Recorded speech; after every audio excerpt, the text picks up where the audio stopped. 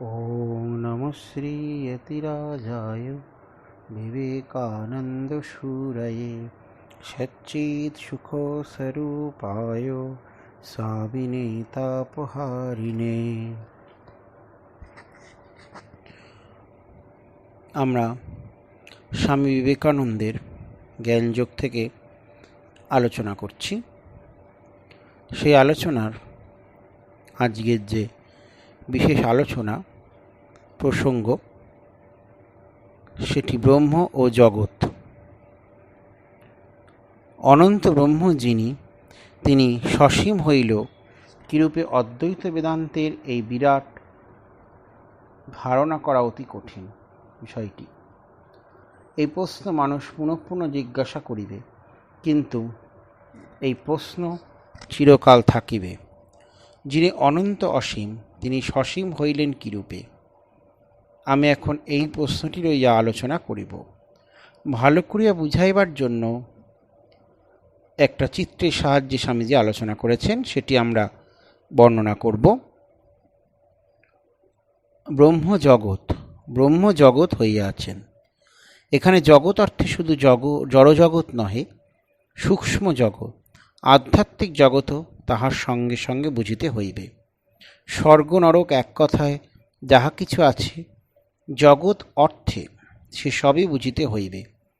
এক প্রকার পরিণামের নাম মন, আর এক প্রকার পরিণামের নাম শরীর, ইত্যাদি ইত্যাদি। এইসব লইয়া জগৎ। এই ব্রহ্ম জগৎ হইয়াছেন দেশ কাল নিমিত্তের মধ্যে দিয়ে আসিয়া, ইহাই অদ্বৈতবাদের মূল কথা। হ্যাঁ, ব্রহ্ম জগৎ হয়েছে, কিন্তু কি তার মাঝখানে আছে দেশ কাল নিমিত্ত, এর মধ্যে দিয়ে এসেই জগৎ হয়েছে। সেই জন্যই কি এটি হচ্ছে আবার সেই অদ্বৈত তত্ত্বের মূল কথা। এখন এই দেশ সেখানে থাকিতে পারে না, কারণ সেখানে কোনো পরিবর্তন নাই। পরিবর্তন গতি নিমিত্ত কার্যকারণ ভাবও থাকিতে পারে না, একমাত্র সত্তা বিরাজমান। এইটি বোঝা এবং বিশেষভাবে ধারণা করা আবশ্যক যে, যাহাকে আমরা কার্যকারণ ভাব বলি, তাহা ব্রহ্ম প্রপঞ্চরূপে অবনত ভাবাপন্ন হইবার পর যদি আমরা এই ভাষা প্রয়োগ করিতে পারি, তাহার পর আরম্ভ হয় পূর্বে নহে। আর আমাদের ইচ্ছা বাসনা প্রভৃতি যাহা কিছু সব তাহার পর হইতে আরম্ভ হয়। আমার বরাবর ধারণা এই যে, শোপেনহাওয়ার বেদান্ত বুঝিতে এই জায়গায় ভুল করিয়াছেন। তিনি এই ইচ্ছাকে সর্বস্ব করিয়াছেন। তিনি ব্রহ্মের স্থানে এই ইচ্ছাকে বসাইতে চান, কিন্তু পূর্ণ ব্রহ্মকে কখনো ইচ্ছা উইল বলিয়া বর্ণনা করা যাইতে পারে না, কারণ ইচ্ছা জগৎ প্রপঞ্চের অন্তর্গত, পরিণামশীল। কিন্তু ব্রহ্মে গয়ের অর্থাৎ দেশকাল নিমিত্তের উপরে কোনরূপ গতি নাই, কোনরূপ পরিণাম নাই। হ্যাঁ, এই অদ্বৈত বেদান্তের মূল যে কথা, সেটি এই অদ্বৈত বেদান্ত যে মূল বক্তব্য, সেটি শঙ্করাচার্য তার একটি শ্লোকের মাধ্যমে ব্যক্ত করেছেন। সেটি কি? শ্লোকার্ধেন প্রবক্ষ্যামি যদক্তং গ্রন্থকোটিভিঃ ব্রহ্মসত্য জগন্মিথ্যা জীব ব্রহ্মৈব নাপরঃ। অর্থাৎ যা কোটি কোটি গ্রন্থে যাবৎ বলা হয়েছে, একটি শ্লোকেই তা আমি প্রকাশ করছি। ব্রহ্মই একমাত্র সত্য, জগৎ মিথ্যা, এবং জীব ও ব্রহ্ম বা জীবাত্মা ও পরমাত্মা অভিন্ন। সুতরাং ব্রহ্ম কি, এই প্রশ্নটি আসে।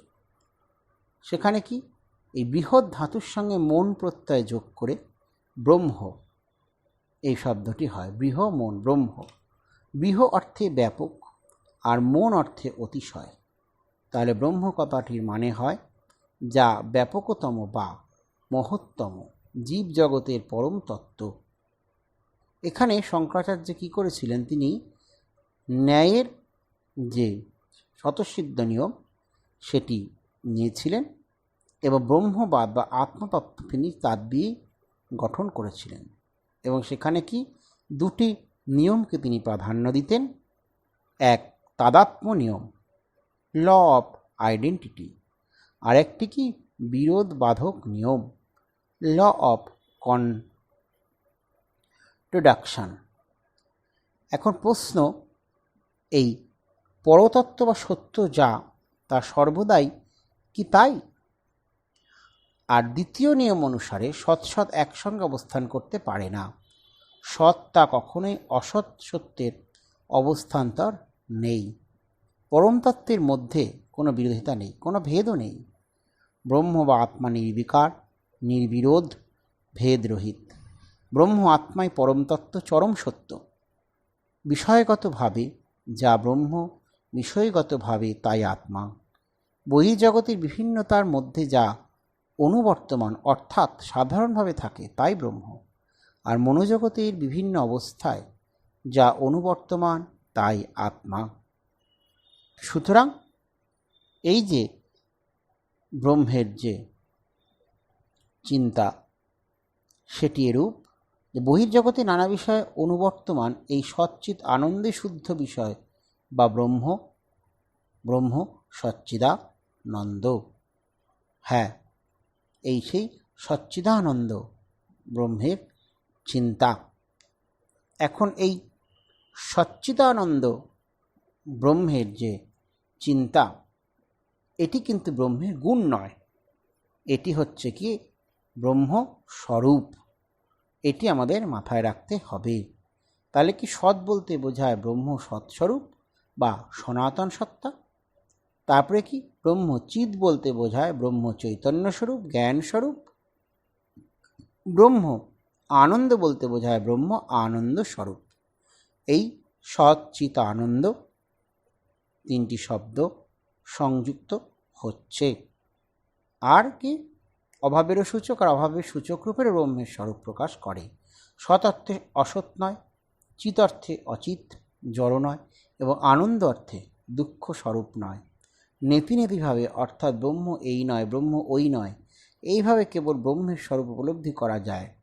এমনকি শঙ্করের মতে ব্রহ্মকে এক বলাও সঙ্গত নয়, কেননা সেক্ষেত্রে এক একটি সংখ্যাগুণ রূপে ব্যবহৃত হয়।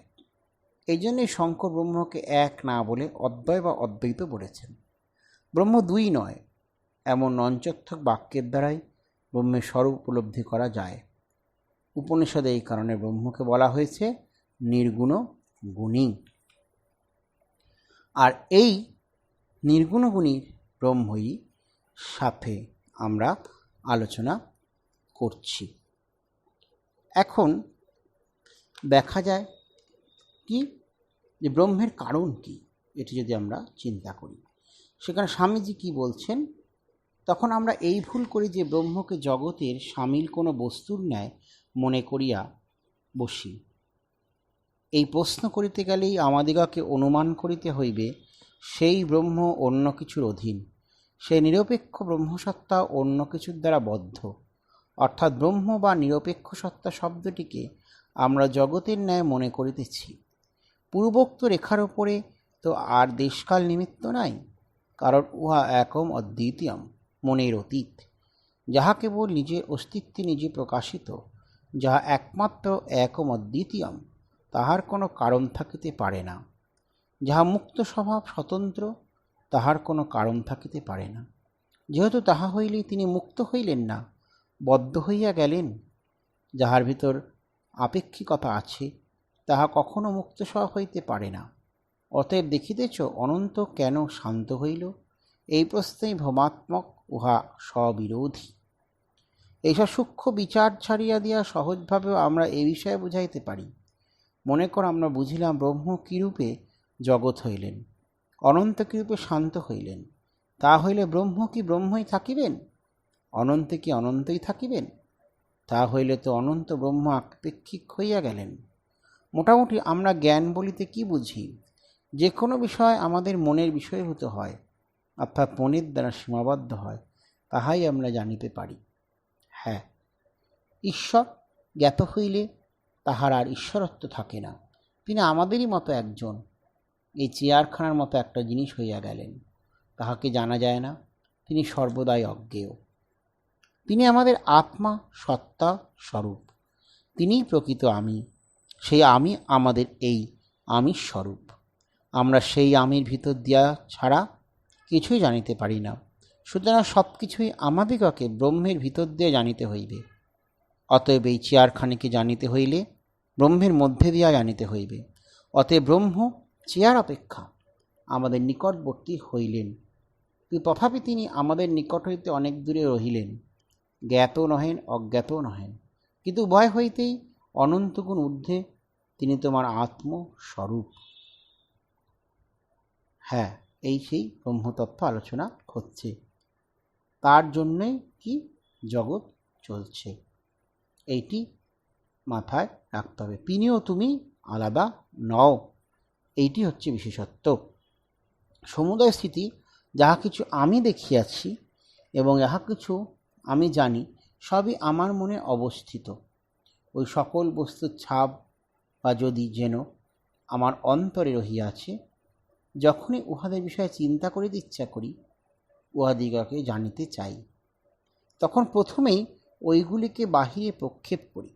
কিন্তু ঈশ্বর সম্বন্ধে এরূপ করা অসম্ভব, কারণ তিনি আমাদের আত্মার আত্মা, আমরা তাহাকে বাহিরে প্রক্ষেপ করিতে পারি না। এই জন্য ছান্দোগ্য উপনিষদে সেই তত্ত্বমসি বাক্যের কথা বলা হয়েছে। তুমিই সেই তোমার মধ্যেই সেই পরব্রহ্ম রয়েছেন, এটি বিশেষভাবে বলা হয়েছে, এটি আমরা দেখতে পাই। তারপরে কি সেই দেশকাল নিমিত্ত। অদ্বৈতবাদের মর্ম তো একটিমাত্র বস্তু আছে, দুইটি নাই। আবার কিন্তু বলা হইতেছে সে অনন্ত ব্রহ্ম দেশকাল নিমিত্তের আবরণের ভিতর দিয়া নানারূপ প্রকাশ পাইতেছেন। অতএব এখন বোধ হইতেছে দুইটি বস্তু আছে, সে অনন্ত ব্রহ্ম আর মায়া, অর্থাৎ দেশকাল নিমিত্তের সমষ্টি।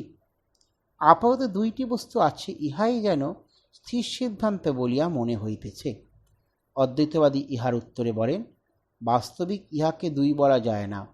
দুইটি বস্তু থাকিতে হইলে ব্রহ্মের ন্যায় যাহার উপর কোনো নিমিত্ত কার্য করিতে পারে না, এইরূপ দুইটি স্বতন্ত্র বস্তু থাকা আবশ্যক।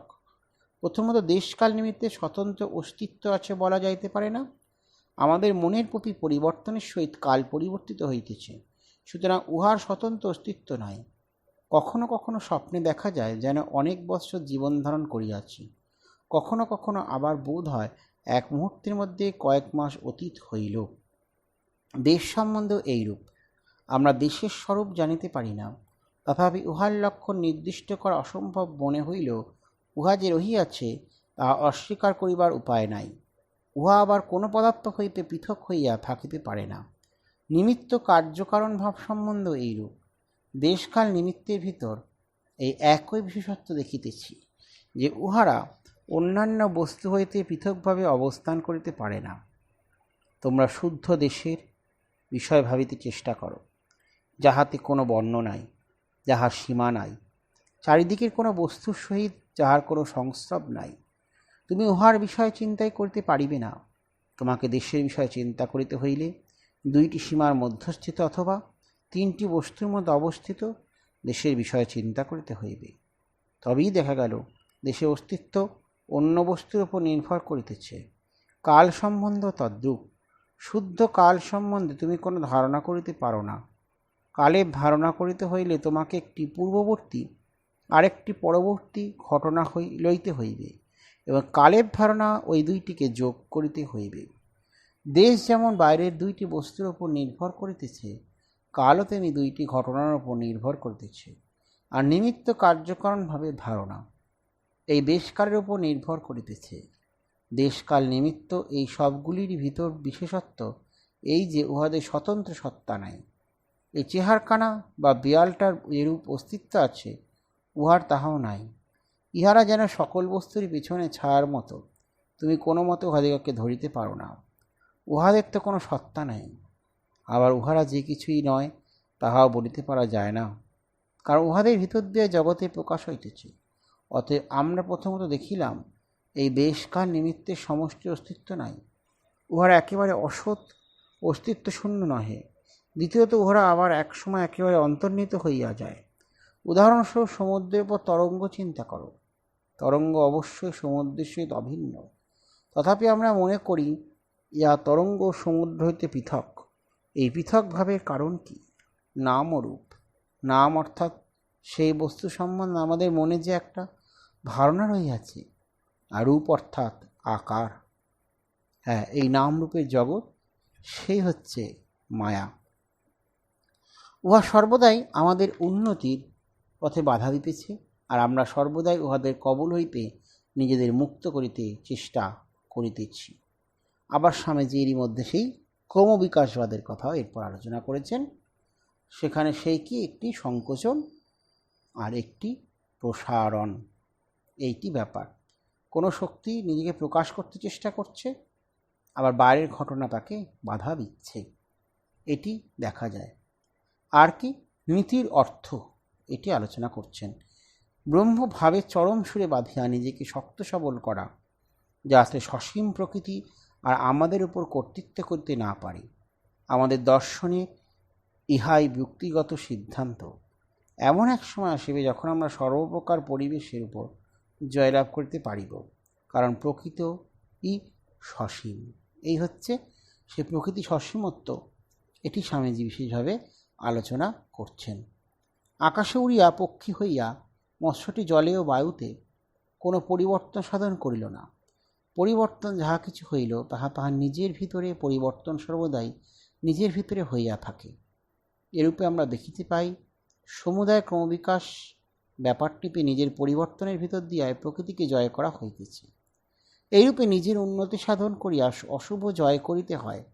অতএব তোমরা দেখিতেছ, অদ্বৈতবাদী একমাত্র ধর্ম, যা আধুনিক বৈজ্ঞানিকগণের সিদ্ধান্ত সমূহের সহিত ভৌতিক আধ্যাত্মিক উভয় দিকেই শুধু মেলে তাহা নয়, বরং ওই সকল সিদ্ধান্ত অপেক্ষাও উচ্চতর সিদ্ধান্ত স্থাপন করে। আর এই জন্য ইহা আধুনিক বৈজ্ঞানিকগণের অন্তর এতখানি স্পর্শ করিতেছে। তাহারা দেখিতেছেন, প্রাচীন দ্বৈতবাদাত্মক ধর্মসমূহ তাদের পক্ষে পর্যাপ্ত নহে, উহাতে তাহাদের জ্ঞানের ক্ষুধা মিটিতেছে না। কিন্তু এই অদ্বৈতবাদে তাহাদের জ্ঞানের ক্ষুধা মিটিতেছে। মানুষের শুধু বিশ্বাস থাকলে চলিবে না, এমন বিশ্বাস থাকা চাই যাতে তাহার জ্ঞানবৃত্তি চরিতার্থ হয়। হ্যাঁ, তার জ্ঞানবৃত্তি যদি চরিতার্থ হয়, তবেই সে সেই ব্রহ্মের দিকে এগিয়ে যেতে পারবে। প্রাচীনকালে দেখা গেছে কি এই অদ্বৈতবাদ সম্বন্ধে ধারণা কারোর ছিল না। বেদান্ত যেটি ছিল আরণ্যক নামেই সেটি প্রসিদ্ধ লাভ করেছিল। স্বামীজি সেগুলো আলোচনা করছেন। আর এই অদ্বৈতবাদ কিন্তু ভারতবর্ষকে সেই জড়বাদ থেকে রক্ষা করেছেন। আর এই জড়বাদের আক্রমণ ভারতবর্ষে দুবার হয়েছে, এক বুদ্ধদেবের আগে আর এক বুদ্ধদেবের পরবর্তীকালে। বুদ্ধদেবের আগের যে পটভূমি ছিল, সেই পটভূমিতেও কিন্তু ভারতবর্ষে সেই জড়বাদী অবস্থা এমন হয়েছিল যে সেই ধর্ম ব্যবস্থা নষ্ট হতে বসেছিল।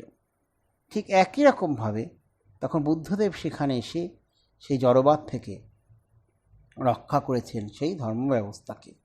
আবার পরবর্তীতে বুদ্ধদেবের পরেও জড়বাদের অবস্থা এমন সংকীর্ণ হয়ে গেল, যখন সেখানে আবার শঙ্করাচার্য এসে সেই অবস্থার থেকে ভারতবর্ষের ধর্মকে রক্ষা করল। লোকায়ত দর্শন, চারবাক দর্শন ছিল, সেখানে সেই দর্শনও সেই কথা বলছে, যাবৎ জীবেদ সুখং জীবেদ, ঋণং কৃত্যা হিতং পিবেদ। সুতরাং এইরূপ সেই নাস্তিকতাবাদ চারিদিকে ছড়িয়ে পড়েছিল, কিন্তু সেই অবস্থা থেকে বুদ্ধদেব রক্ষা করেছিল ভারতবর্ষে সেই ধর্মভাবকে। আবার যখন সেই আচণ্ডাল বৌদ্ধ হতে শুরু করলো, তাদের মধ্যেও সেই মন্ত্রতন্ত্র, ভূত প্রেত, দেবতার প্রভাব ইত্যাদি জড়বাদী ক্রিয়া এসে জড়ো হতে শুরু করলো, তখন শঙ্করাচার্য আবার সেই বেদান্তকে পুনরুদ্দীপ্ত করলেন এবং এই উদ্দীপ্ত করে সেই বিশেষভাবে জ্ঞান ভাগকে বেশিভাবে মানুষের মধ্যে প্রচার করলেন, অদ্বৈত বেদান্তকে প্রচার করলেন। তার থেকে সে অদ্বৈত বেদান্তের তত্ত্ব চারিদিকে প্রসারিত লাভ করল। আর কি সেই এখন আধুনিক মানুষজন সেই একমাত্র অদ্বৈত বেদান্তকেই তারা গ্রহণ করছে। স্বামীজি বলছেন কি, ইউরোপের মুক্তি এখন এই যুক্তিমূলক ধর্ম অদ্বৈতবাদের ওপর নির্ভর করিতেছে, আর একমাত্র এই অদ্বৈতবাদী ব্রহ্মের এই নির্গুণভাবী পণ্ডিতদিগের ওপর প্রভাব বিস্তার করিতে সমর্থ। যখনই ধর্মলুপ্ত হইবার উপক্রম হয়, অধর্মের অভ্যুত্থান হয়, তখনই আর আবির্ভাব হইয়া থাকে। এই জন্যে ইউরোপ ও আমেরিকায় ইহা প্রবেশ করিয়া দৃঢ়মূল হইতেছে। হ্যাঁ, এটি বিশেষভাবে দেখা যাচ্ছে, সেই দৃঢ়ত্ব। অসাধারণ ধীশক্তি সম্পন্ন শঙ্করাচার্য উহাকে যুক্তির প্রখর আলোকে উদ্ভাসিত করিলেন। আমরা এখন চাই এই প্রখর জ্ঞানের সহিত বুদ্ধদেবের এই হৃদয়, এই অদ্ভুত প্রেম ও করুণা সম্মিলিত হোক, খুব উচ্চ দার্শনিকভাবে উহাতে থাকুক, উহা যুক্তিমূলক হোক, আবার সঙ্গে সঙ্গে যেন উহাতে উচ্চ হৃদয়, গভীর প্রেম করুণার যোগ থাকে। তবেই মণিকাঞ্চন যোগ হইবে, তবেই বিজ্ঞান ও ধর্ম পরস্পরকে কোলাকুলি করিবে, ইহাই ভবিষ্যৎ ধর্ম হইবে। আর যদি আমরা ঠিক ঠিক গড়িয়া তুলিতে পারি, তা হইলে নিশ্চয়ই বলা যাইতে পারে উহা সর্বকাল সর্বাবস্থার উপযোগী হইবে। হ্যাঁ, এই সর্বকাল সর্বাবস্থার উপযোগী হবে। যদি আপনারা বাড়ি গিয়া স্থিরভাবে চিন্তা করিয়া দেখেন, তবে দেখিবেন সকল বিজ্ঞানেরই কিছু না কিছু ত্রুটি আছে। তা হইলেও নিশ্চয় জানিবেন আধুনিক বিজ্ঞানকে এই পথে আসিতে হইবে, এখনই প্রায় এই পথে আসিয়া পড়িয়াছে। যখন কোনো শ্রেষ্ঠ বিজ্ঞানাচার্য বলেন সবই সেই এক শক্তির বিকাশ, তখন কি আপনাদের মনে হয় না যে তিনি সেই উপনিষদযুক্ত ব্রহ্মেরই মহিমা কীর্তন করিতেছেন? অগ্নিরথৈক ভুবনং প্রবিষ্ট রূপং রূপং প্রতিরূপভুব একস্তত সর্বভূতাত্মনাত্মা রূপং রূপং প্রতিরূপবহিশ্চ। যেমন এক অগ্নি জগতে প্রবিষ্ট হইয়া নানা রূপে প্রকাশিত হইতেছেন, তদ্রূপ সেই সর্বভূতের অন্তরাত্মা এক ব্রহ্ম নানা রূপে প্রকাশিত হইতেছেন। হ্যাঁ, এটি দেখা গেছে। এই জগৎ প্রপঞ্চ সেই একই বিকাশ। তিনি জগতে যাহা কিছু আছে সে সকলেরই সমষ্টি স্বরূপ। এই হচ্ছে ব্যাপার, সেইটি চলছে, সেই সমষ্টি স্বরূপ। অদ্বৈতবাদের আরেকটি বিশেষত্ব এই, অদ্বৈত সিদ্ধান্তের সূত্রপাত হইতেই উহা অন্য ধর্ম বা অন্য মতকে ভাঙিয়া চুরিয়া ফেলিবার চেষ্টা করে না। ইহা অদ্বৈতবাদের আরেকটি মহত্ব। ইহা প্রচার করা মহা সাহসের কার্য যে নবুদ্ধিভেদং জনয়েদ জ্ঞানাং কর্মসঙ্গীনাম ইয়জয়েদ সর্বকর্মাণি বিদ্যানুক্ত সমাচরণ। জ্ঞানীরা অজ্ঞ ও কর্মে আসক্ত ব্যক্তিদিগের বুদ্ধিভেদ জন্মাইবেন না। বিদ্বান ব্যক্তি নিজে যুক্ত থাকিয়া তাহাদিগকে সকল প্রকার কর্মে যুক্ত করিবেন। অদ্বৈতবাদ ইহাই বলে, কাহারও মতি বিচলিত করিও না, কিন্তু সকলকেই উচ্চ হইতে উচ্চতর পথে যাইতে সাহায্য করো। অদ্বৈতবাদ যে ঈশ্বর প্রচার করেন, সে ঈশ্বর জগতের সমষ্টি স্বরূপ। এই মত যদি সত্য হয়, তবে উহা অবশ্যই সকল মতকে গ্রহণ করিবে। যদি এমন কোনো সর্বজনীন ধর্ম থাকে যাহার লক্ষ্য সকলকেই গ্রহণ করা, তাহা হইলে তাহাকে কেবল কতগুলি লোকের গ্রহণোপযোগী ঈশ্বরের ভাব প্রচার করিলে চলিবে না, উহা সর্বভাবের সমষ্টি হওয়া আবশ্যক। হ্যাঁ, সেই সর্বভাবের সমষ্টি হচ্ছে সেই অদ্বৈত বেদান্ত তত্ত্ব। এইটি বিশেষভাবে দেখা গেছে। দ্বৈতবাদীরা বলিয়া থাকে দ্বৈতবাদ জগতের খুব স্বাভাবিক সুবিধাজনক ব্যাখ্যা, কিন্তু দ্বৈতবাদের সঙ্গে অদ্বৈতবাদীর কোনো বিরোধ নাই। দ্বৈতবাদী বলেন ঈশ্বর জগতের বাহিরে স্বর্গে স্থান বিশেষে আছেন। অদ্বৈতবাদী বলেন ঈশ্বর জগতের আত্মার অন্তরাত্মা। ঈশ্বরকে দূরবর্তী বলিয়াই যে নাস্তিকতা, তাহাকে স্বর্গে অপর কোনো দূরবর্তী স্থানে অবস্থিত বলা কি করিয়া? ঈশ্বর হইতে মানুষ পৃথক, ইয়ে মনে করাও যে ভয়ানক। তিনি অন্যান্য সকল বস্তু অপেক্ষা আমাদের অধিকতর সন্নিহিত। তুমিই তিনি। এই একত্বসূচক বাক্য ব্যতীত কোনো ভাষায় এমন কোনো শব্দ নাই যাহার দ্বারা এই নিকটত্ব প্রকাশ করা যাইতে পারে। যেমন দ্বৈতবাদী অদ্বৈতবাদীর কথায় ভয় পান, মনে করেন উহা ঈশ্বর নিন্দা। অদ্বৈতবাদীও তেমনি দ্বৈতবাদীর কথায় ভয় পান ও বলেন মানুষ কি করিয়া তাহাকে জ্ঞেয় বস্তুর ন্যায় ভাবিতে সাহস করে। তা হইলেও তিনি জানেন ধর্মজগতেই দ্বৈতবাদের স্থান কোথায়। তিনি জানেন দ্বৈতবাদী তাহার দৃষ্টিকোণ হইতে ঠিকই দেখিতেছেন, সুতরাং তাহার সহিত কোনো বিবাদ নাই। যখন তিনি সমষ্টিভাবে না দেখিয়া ব্যষ্টিভাবে দেখিতেছেন, তখন তাহাকে অবশ্যই বহু দেখিতে হইবে। ব্যষ্টিভাবের দিক হইতে দেখিতে গেলে তাহাকে অবশ্যই ভগবানকে বাহিরে দেখিতে হইবে। এরূপ না হইয়া অন্যরূপ হইতে পারে না। দ্বৈতবাদী বলেন তাহাদিগকে তাহাদের মতোই থাকিতে দাও। তাহা হইলেও অদ্বৈতবাদী জানেন, দ্বৈতবাদীদের মতে অসম্পূর্ণতা যাহাই থাকুক না কেন, তাহারা সকলে সেই এক চরম লক্ষ্যে চলিয়া আছেন। এইখানেই দ্বৈতবাদীর সহিত তাহার সম্পূর্ণ প্রভেদ। পৃথিবীর সকল দ্বৈতবাদী স্বভাবতই এমন এক সগুণ ঈশ্বরে বিশ্বাস করেন, যিনি একজন উচ্চশক্তি সম্পন্ন মনুষ্য মাত্র। এবং যেমন মানুষের কতগুলি প্রিয় পাত্র থাকে, আবার কতগুলি অপ্রিয় ব্যক্তি থাকে, দ্বৈতবাদীরও ঈশ্বরের তেমনি আছে। তিনি বিনা কারণে কাহারও প্রতি সন্তুষ্ট, আবার কাহারও প্রতি বিরক্ত। হ্যাঁ, এই হলো দ্বৈত আর অদ্বৈতের পার্থক্য। কিন্তু সেই আলটিমেটলি সেই অদ্বৈতকেই গ্রহণ করবে, এক সত্তাকে গ্রহণ করবে। সেই জীব ব্রহ্মৈব না পড়া, এইটি সেই গ্রহণ করবে। আবার এই দ্বৈতবাদের ধর্ম সকল সময় লোকপ্রিয় হয়, কারণ ইহা অশিক্ষিতদের মন বেশি আকর্ষণ করে। দ্বৈতবাদী ভাবেন, একজন দণ্ডধারী ঈশ্বর না থাকিলে কোনো প্রকার নীতি দাঁড়াইতে পারে না। মনে করো, একটি ছোকরা গাড়ির ঘোড়া বক্তৃতা দিতে আরম্ভ করিল। সে বলিবে, লন্ডনের লোকগুলি বড় খারাপ, কারণ প্রত্যহ তাহাদিগকে চাবুক মারা হয় না। সে নিজে চাবুক খাইতে অভ্যস্ত হইয়াছে, সে ইহা অপেক্ষা আর বেশি কি বুঝিবে? হ্যাঁ, এইটির চেয়ে বোঝা যাচ্ছে। আমরা ইহাও জানি, সেই মহাপুরুষ অদ্বৈতবাদী বলিয়া অপরের প্রতি দয়াশীল ছিলেন। তিনি সাধারণকে শিক্ষা দিয়েছেন, আমাদেরকে স্বগ্রস্ত পিতা, এইরকম বলা হচ্ছে। সেই অদ্বৈতবাদের যে তত্ত্ব, তাকে সম্পূর্ণভাবে এইখানে স্বামীজি আনছেন। আর এবার আমরা কি করব? সেই যে ব্রহ্মের যে রূপ, সেই রূপটি কীরকম সেটিও আমরা কিছুটা আলোচনা করব। এখন সেখানে যে বিশেষত্ব, সেই বিশেষত্বের মধ্যে দেখা যায় যে বিষয়গত দিক থেকে আত্মাই পরমার্থ সৎ। কিন্তু আমাদের মধ্যে কি জাগ্রত অবস্থা, সেটি চেতনা অবস্থা। আর স্বপ্ন অবস্থা কি? স্বপ্ন চেতনায়, চেতনা আর চেতনার বিষয় উভয়ই থাকে। স্বপ্ন অবস্থার মধ্যে সেটি থাকে। আর কি? সেই বিশেষভাবে সুষুপ্তি অবস্থা। স্বপ্নের বিষয় স্বপ্নকারে দৃষ্ট হয়। সুষুপ্তি বা স্বপ্নহীন গভীর নিদ্রায় কেবল শুদ্ধ চৈতন্য থাকে, চেতনার বিষয় থাকে না। আবার ঘুম থেকে উঠে আমাদের ঘুম ভালো হয়েছে, এটিও বোঝা যায়। সুষুপ্তি অবস্থা চেতনা বা জ্ঞান না থাকলে এমন বলা সম্ভব হয় না। সুষুপ্তি অবস্থা আনন্দময় অবস্থা, অর্থাৎ এই অবস্থায় চেতনা আনন্দ স্বরূপে থাকে, যদিও তা সাময়িক, দীর্ঘস্থায়ী নয়। আর তুরীয় বা সমাধি অবস্থা কীরকম অবস্থা?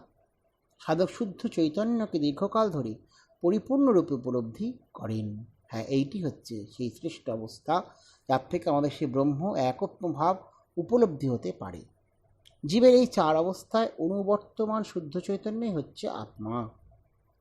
জীবের স্ব-অবস্থাতেই চৈতন্যস্বরূপ আত্মা অবাধিত। অন্য সব কিছুর অস্তিত্বকে সংশয় করা গেলেও চৈতন্যস্বরূপ আত্মার অস্তিত্বকে সংশয় করা যায় না, কেননা সংশয় এক চেতন ক্রিয়া। কাজে আত্মা অবাধিত, এবং যার বাঁধ হয় না তাই পরমতত্ত্ব বা সত্য। আত্মাই পরমার্থ সৎ। শুদ্ধ বিষয় ভিন্ন হতে পারে না, কেননা ভেদ মিথ্যা। বহির্জাগতিক পরতত্ত্ব ব্রহ্ম, মনোজাগতিক পরম তত্ত্ব আত্মা ভিন্ন নয়। এটি আমাদের মাথায় রাখতে হবে। আর এবার কি? ব্রহ্মের লক্ষণ। ব্রহ্ম উপলব্ধি করতে হলে তার লক্ষণ জানাও প্রয়োজন। সেই লক্ষণ কি? এখন তার মানে আগের থেকে আমরা যেটা বুঝলাম সেই কি, যে যা আত্মা তাই ব্রহ্ম। সেই জন্য সেই তত্ত্বমসির কথা স্বামীজি বলছেন, অয়মাত্মা ব্রহ্মের কথা বলছে, অয়ম ব্রহ্মাস্মির কথা বলা হচ্ছে। এই কারণে বলা হচ্ছে মায়ার প্রভাবে ব্রহ্ম জগৎরূপে প্রতিভাত হয়। এই সেই ব্রহ্ম আর জগতের যে সম্পর্ক, সেই সম্পর্কে কিসের জন্য? না মায়ার প্রভাবে। তারপরে কি, যে ব্রহ্মের লক্ষণ যেগুলো আমরা আলোচনা করব, তার মধ্যে একটি লক্ষণ হচ্ছে তার স্বরূপ লক্ষণ।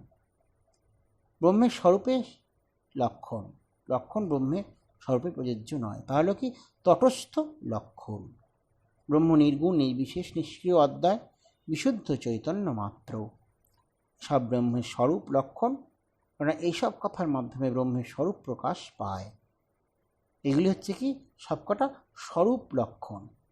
তার সাথে কি আছে, আবার কখনো কখনো বলা হচ্ছে কি যে ব্রহ্ম জগতের স্রষ্টা, পালক, সংহারক, এইসব ব্রহ্মের কি তটস্থ লক্ষণ। কেননা এইসব কথার মাধ্যমেই ব্রহ্মের যে যথার্থ স্বরূপ সেটি কিন্তু উদ্ঘাটিত হয় না। আর ব্রহ্মের এসব গুণ কি না অনিত্য এবং আগন্তুক। তাহলে কি তার পরের যে বৈশিষ্ট্য আসবো সেটি হচ্ছে কি ব্রহ্ম নিরুপাধিক, এই একটি তার বৈশিষ্ট্য। ব্রহ্ম কি না দ্রব্য নয়, দ্রব্যমাত্রে দৈশিক, সুতরাং দেশে সে অবস্থান করে না। ব্রহ্ম অদৈশিক, ব্রহ্মজগতের কারণ নয়, কেননা কার্যকারণ কালিক ঘটনা। ব্রহ্ম আকালিক, ব্রহ্ম অনিবার্য, অনিবার্য, এই অনিবার্যতা তার একটি বিশেষ রূপ। আর তাহলে কি সুতরাং ব্রহ্মের স্বরূপ সেখানে কিন্তু বর্ণনা করা যাচ্ছে না। ব্রহ্মকে বর্ণনা করতে গেলে তাকে কোনো জাতি অথবা ক্রিয়া অথবা গুণ অথবা সম্বন্ধের সঙ্গে সম্পর্ক করতে হয়। কিন্তু ব্রহ্মের কোনো জাতিও নেই, ক্রিয়াও নেই, গুণও নেই। ভেদ না থাকায় কার সাথে তার সম্পর্ক, কার সাথে সঙ্গ করবে বা আলোচনা করবে। সুতরাং ব্রহ্মের স্বজাতীয় অথবা বিজাতীয় অথবা স্বগত ভেদ নেই। সমজাতীয় দুটি বস্তু বা ব্যক্তির মধ্যে যে ভেদ তা স্বজাতীয় ভেদ। যেমন একটি বৃক্ষের সঙ্গে অন্য এক বৃক্ষের ভেদ, আর দুটি ভিন্ন জাতীয় বস্তু ব্যক্তির মধ্যে ভেদ, যেমন একটি মানুষ একটি বৃক্ষ, এরকম দেখা যায়। একই বস্তু বা ব্যক্তির অন্তর্গত ভিন্ন অংশের মধ্যে যে ভেদ তা স্বগত ভেদ। একটি বৃক্ষের শাখা প্রশাখা, আবার কি পত্র পুষ্প, এটিও এক ধরনের ভেদ। সুতরাং ব্রহ্মে এই তিন প্রকার ভেদ রহিত। অদ্বৈত ব্রহ্মের সাদৃশ্য বস্তু না থাকায় স্বজাতীয় ভেদ নেই, সদৃশ্য বস্তু না থাকায় বিজাতীয় ভেদ নেই, ব্রহ্ম নিরায়ব নিরংশ হওয়ায় স্বগত ভেদও নেই। ভেদের উল্লেখ করেই বিষয়ের বর্ণনা দেওয়া যায়। ব্রহ্ম অভেদ, তাই অবর্ণনীয়, অবাচ্য। ব্রহ্ম নির্গুণ ও নির্বিশেষ। হ্যাঁ, এই নির্গুণ এবং নির্বিশেষ কিন্তু ব্রহ্মের একটি বিশেষ লক্ষণ। ফুলটি ডাল বললে লাল বিশেষণ, ফুল বিশেষের সাথে ভেদ রেখা টানতে হয়। আবার ফুলটি লাল বললে এমনও বোঝায় যে ফুলটি নয়, অলাল, এইরকম দেখা যায়। কাজেই ব্রহ্মকে সেই নির্বিশেষ, আবার নির্গুণ, আবার গুণও নেই। যখন লাল নীল নেই তখন তার গুণও নেই। ব্রহ্ম নির্বিকার ও নিষ্ক্রিয়, ব্রহ্মের কোনো বিকার বা অবস্থান্তর নেই। বিকার হচ্ছে পরিবর্তন এবং পরিবর্তন অভাবের সূচক। ব্রহ্মের কোনো অভাব নেই, ব্রহ্ম স্বয়ং সম্পূর্ণ। ব্রহ্ম নিষ্ক্রিয়, অপরিণামী। ব্রহ্মের বিকার বা পরিণাম নয়, জগৎ ব্রহ্মের বিবর্ত বা প্রতিভাত রূপ মাত্র। ব্রহ্ম জগৎরূপে প্রতিভাত হয় মাত্র, ব্রহ্ম অতিরিক্তভাবে জগৎ নেই। সুতরাং এইগুলি বিশেষভাবে ব্রহ্মের লক্ষণ দেখা যায়। আর আগে আমরা সচ্চিত আনন্দের যে ব্রহ্মস্বরূপ সেটাও কিন্তু আমরা আলোচনা করেছি। সুতরাং সেই অদ্বৈত তত্ত্ব ব্রহ্ম, সেই এই জন্যই একে সেই শঙ্কর কি বলছেন, এক না বলে বলছে কি অদ্বয় বা অদ্বৈত। এইটি শঙ্করাচার্য বিশেষভাবে জোর দিয়ে বলছে, কারণ এখানে এক বলাও সঙ্গত নয়। সেখানে শঙ্করাচার্য এই ভাবটি নিয়েছে, এক একটি সংখ্যা গুণরূপে ব্যবহৃত হয় না। সুতরাং কি তাকে সেই সংখ্যা গুণরূপে তো বলা যাবে না, সেই জন্য কী বলছে অদ্বৈত, অদ্বৈত, অদ্বৈতবাদ, এইভাবে তিনি ব্যাখ্যা করছেন। ব্রহ্ম দুইও নয় এমন অঞ্চত্বক বাক্যের দ্বারা ব্রহ্মের স্বরূপ উপলব্ধি করা যায়। সেজন্য সেই ব্রহ্মকে সেই নির্গুণ গুণী, এই সেই বলছে। আবার যখন শূন্যবাদ দিয়ে বৌদ্ধ দার্শনিকরা একে ব্যাখ্যা করতে গেছে, তখন শঙ্কর কিন্তু স্পষ্ট সেখানেও নির্গুণ নির্বিশেষ ব্রহ্ম সেই মাধ্যমিক বৌদ্ধদের শূন্য আবার নয়, এটিও কিন্তু সেখানে তিনি প্রতিপাদিত করেছেন। এই আর কি শঙ্করের মতে এই সগুণ ব্রহ্মই কি ঈশ্বর, এটি দেখা গেছে। আর এসব গুণ ব্রহ্মের তটস্থ লক্ষণ, সেই জগতের স্রষ্টা, পালক, সংহারক, কল্পনা ইত্যাদি। সুতরাং পরমার্থিক দৃষ্টিতে যা নির্গুণ ব্রহ্ম, ব্যবহারিক দৃষ্টিতে তাই সগুণ ব্রহ্মরূপে প্রতিভাত হয়। একটা কি সেই আমাদের পরমার্থিক দৃষ্টি, আর একটা সেই কি ব্যবহারিক দৃষ্টি। সুতরাং সবই সেই ব্রহ্মই আছেন, এটি আমাদের মাথায় রাখতে হবে। এবং সেই চিন্তা করেই স্বামীজি সেই তার ব্রহ্মের যে এবং জগতের যে আলোচনা করেছেন সেটি কিন্তু বিশেষভাবে গ্রহণীয়। স্বামীজি কি বলছেন? এখন প্রয়োজন উচ্চতম জ্ঞানের সহিত মহত্তম হৃদয়, অনন্ত জ্ঞানের সহিত অনন্ত প্রেমের সংযোগ। সুতরাং বেদান্তবাদী বলেন সে অনন্ত সত্তার সঙ্গে এক হয় একমাত্র ধর্ম। আর তিনি ভগবানের এই তিনটি গুণের কথাই বলেন, অনন্ত সত্তা, অনন্ত জ্ঞান, অনন্ত আনন্দ। আর বলেন এই তিনি এক। জ্ঞান ও আনন্দ ব্যতীত সত্তা কখনো থাকিতে পারে না। আনন্দ বা প্রেম ব্যতীত জ্ঞান এবং জ্ঞান ব্যতীত আনন্দ বা প্রেম থাকিতে পারে না। আমরা চাই এই সম্মিলন, এই অনন্ত সত্তা, জ্ঞান ও আনন্দের চরম উন্নতি, এক বেশি উন্নতি নহে। আমরা চাই সকল বিষয়ের সমভাবে উন্নতি। শঙ্করের মেধার সহিত বুদ্ধের হৃদয় লাভ করা সম্ভব। আশা করি আমরা সকলেই সেই এক লক্ষ্যে পৌঁছতে প্রাণপণে চেষ্টা করব। ওম শান্তি শান্তি শান্তি। হরি ওম তৎসৎ। শ্রীরামকৃষ্ণার্পণমস্তু।